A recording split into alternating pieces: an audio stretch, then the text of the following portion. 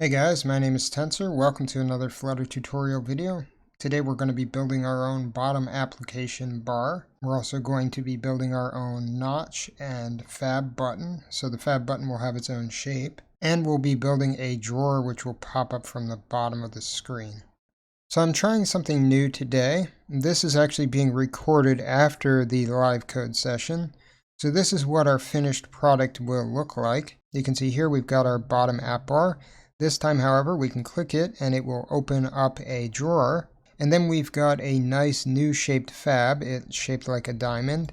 And if we click on it, it has this nice inkwell effect. And we also have a diamond shaped notch here. Alright, so let's get started here. We have some boilerplate here. We've got two stateless widgets. One of them has our material application in it, and the other one has the scaffold, which is just empty for now. To start this application off, I'm going to add an app bar to our scaffold. In here we'll put in our title, and then we'll add an action to it. And the action will just be a simple icon button, and we're just doing this for decoration purposes. The body for this application is just going to be an empty container because we're not really going to be doing anything in there.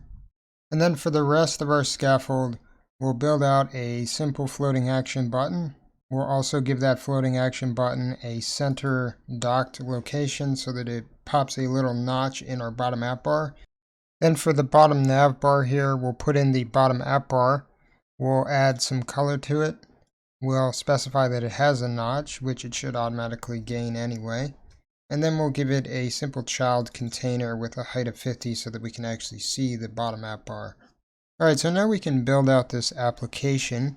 You can see we have our app bar at the top, we have our little action up here, then we have our fab at the bottom, and we have our bottom app bar as well. And along with the fab we have the notch, which is a semicircular notch which surrounds the fab itself, and this notch allows the fab to sort of integrate with the bottom app bar fairly well. So this is pretty nice, but what happens if we want to change the shape of our fab to something that's not a circle? We would still get a circular notch by default. So what we're going to do here inside of our program is create a new bottom app bar widget. There are various ways that we could approach this. We could just extend the bottom app bar widget that already exists and then override the stuff that we want to change. Or we could take advantage of the fact that this bottom navigation bar property takes in just a normal widget. And we're going to go with the second case in this example. So we're going to create our own bottom bar stateless widget. This will have two final properties attached to it. It will have a color property and then a has notch property like our normal bottom app bar. And of course we want to pass both of these properties to our constructor. Now we can create the build function, and for the build function we're just going to take a bottom app bar and then manipulate it inside of this widget. So we build out a bottom app bar, we put in the color, and we put in the has notch boolean. And then we're going to add a row to this bottom app bar, and this row will have an icon button which will allow us to pull a drawer out from the bottom of the screen. To achieve this, we call this function called show module bottom sheet. This allows us to create an alternative to a menu or a normal drawer, but in this case we can have the drawer come from the bottom of the screen. Inside of this function we need to pass in the build context, so we'll pass in context, and then we need to create a builder which will have a callback which takes in the context, and in this case we will be creating a new drawer widget. Inside of our drawer we'll have a column, and the column will have two list tiles, each one with an icon and then some text. Now these are just simulating buttons. If we wanted to create buttons we could of course do that, but yeah, this is just simulating what we would want inside of the drawer. So now with our bottom bar created, we can come into this bottom app bar property and replace the bottom app bar with it, and then remove the child here. If we reload the application, you can see here is our new bottom app bar, and in fact I'm going to change the color into something that's not black. Let's make it green, and you can see here we have this hamburger menu, and if I click it, it opens up our drawer, and we have in our drawer the two different list tiles that look like they are actual options that we can select, but of course we can't. So if we click them, it will close the drawer. So this is a very easy way of creating a custom app bar. Now we want to change our fab and make it into a fab that has a different shape. Now again, we could just override the floating action button object, or we could create our own because the floating action button property takes in just a widget type. So in here we're just going to create a new stateful widget which we'll call custom fab, and this will act as our floating action button.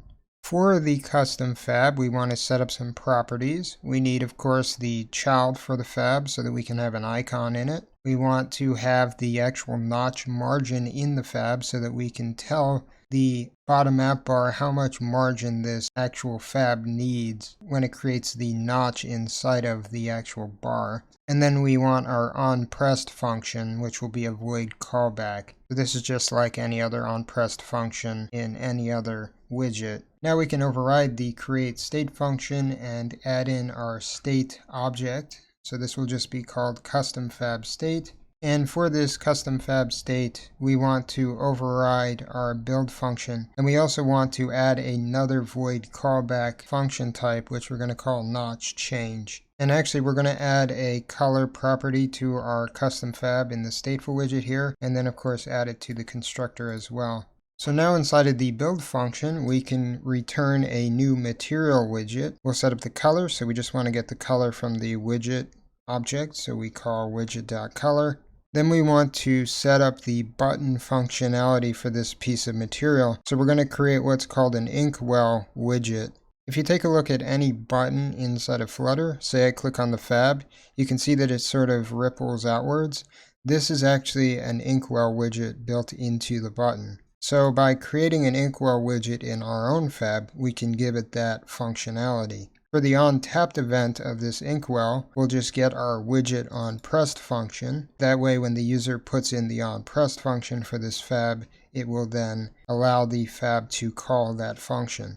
The rest of the actual fab's UI is fairly simple. We just create a container inside. We give it a width and height of 55.0, and then for the child we get our icon theme.merge. We get icon theme data so that we can change the color of the icon theme based on the normal scheme that we have inside of our application. So then we call theme of context, and we get the accent icon theme property, and we specifically get that color. And then the child in here will just be our widget.child. So this will be the icon that we're passing into the fab. Now finally we want to give our material a little bit of elevation, so we'll give it some elevation of 5.0. Now if we want to take a look at what this fab currently looks like, we can come back up into our scaffold and we can add it to the scaffold inside of the floating action button property. So here we have our custom fab. We put in the onPress, which does nothing. Then we put in the icon, which we left the same as what we had in our other fab, and we are going to change the colors to light blue.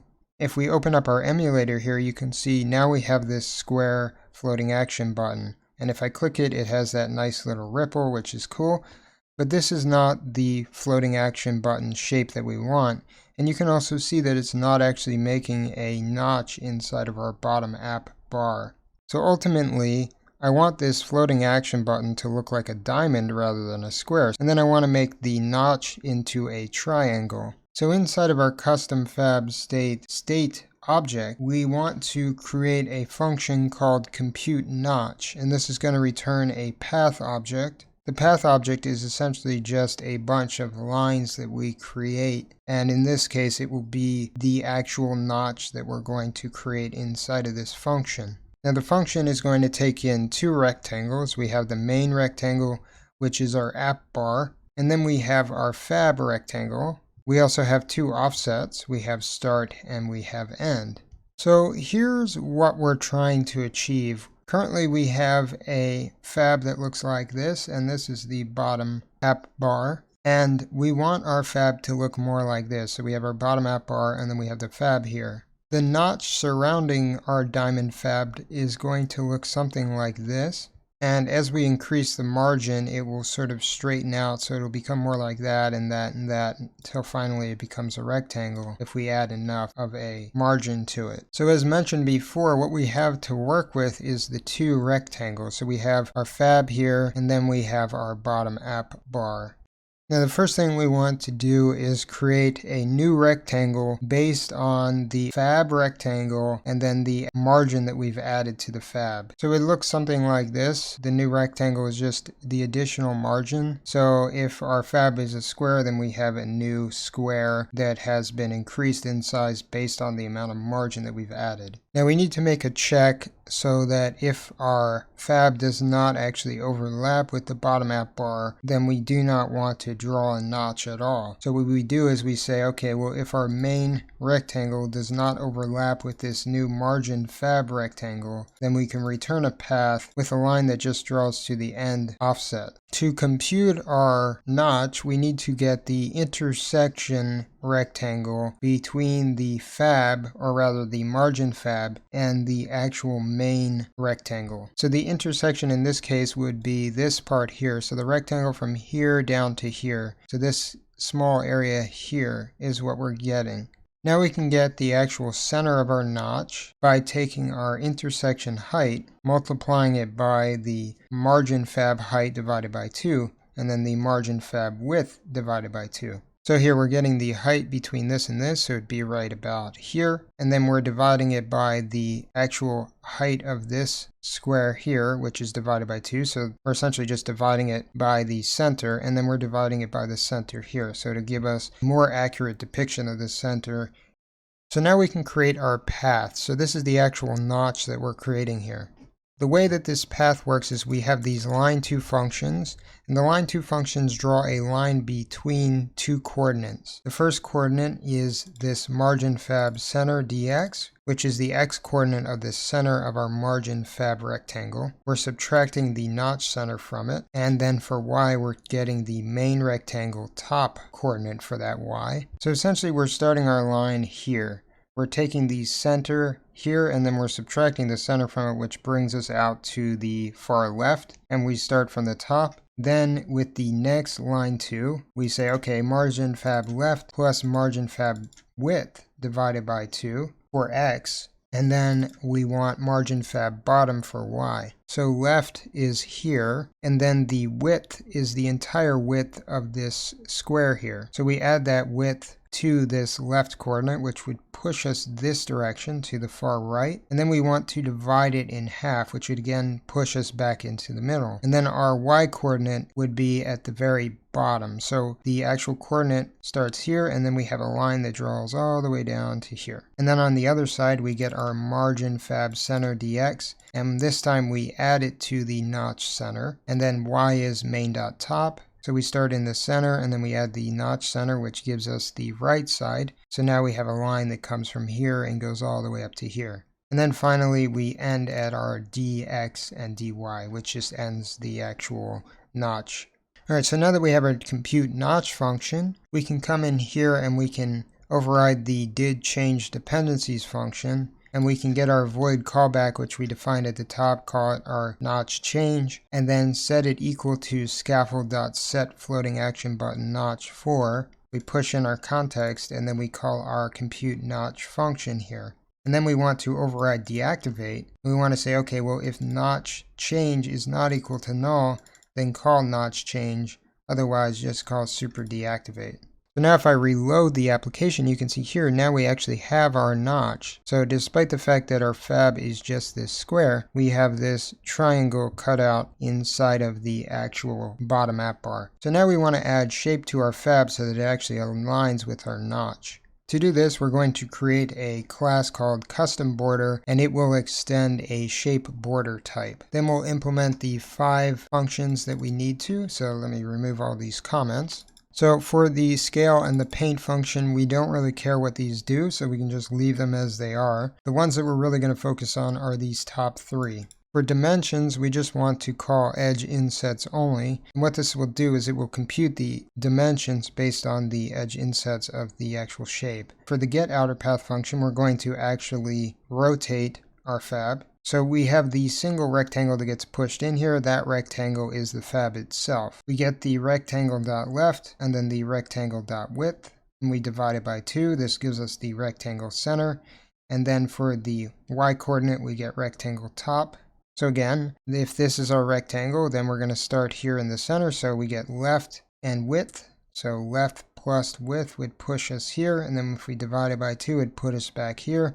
And then the top would be up here. So it'd put us at this point here. This is a move to call, so it doesn't actually draw a line. It just starts us at this particular point in space. So then from this point, we want to draw down to the right side. So we're basically drawing down to here. So we get our top point, which would be here on the rectangle. Then we add height to it, and then we divide it by 2, which would put us down about here. Then again, we take our rect left and we add our width to it and divide it by 2. And we do this for the bottom, which gives us this point. And then finally, we do the same thing that we did for the right or the left. So rect top plus rect height, and then divided by 2, and then this gives us this point here. Then finally, we can finish our get inner path function just by calling the get outer path function and passing in the rectangle and the text direction that's being passed in here. So now to actually apply this new custom border to our fab, we want to come up into our custom fab state, and below the color we can add in shape. And then we can just point it towards our custom border. And now you can see here in our application, we now have a diamond shaped fab. And I can click on it and it will give us that nice inkwell animation, and it will work like any other floating action button now. If we want to, we can manipulate the notch size. So if I come in here and I type in notch margin, by default it's 8.0, but I could put it to say like 100.0. And you'll see here that rather than a triangle, it gives us a rhombus. So it comes down here and then we have a line across and then up here.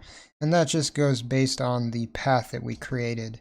And I could make it even smaller, say 1.0, and now it really hugs our diamond fairly well. Let's put it at a nice number, say 4.0. And you can see here it actually looks pretty nice with our fab. Alright guys, well I hope you enjoyed this tutorial. If you did, feel free to like and subscribe. If you have any questions or comments, feel free to leave them in the box below. And if you dislike this video, then by all means downvote it as much as you like. Have a good night.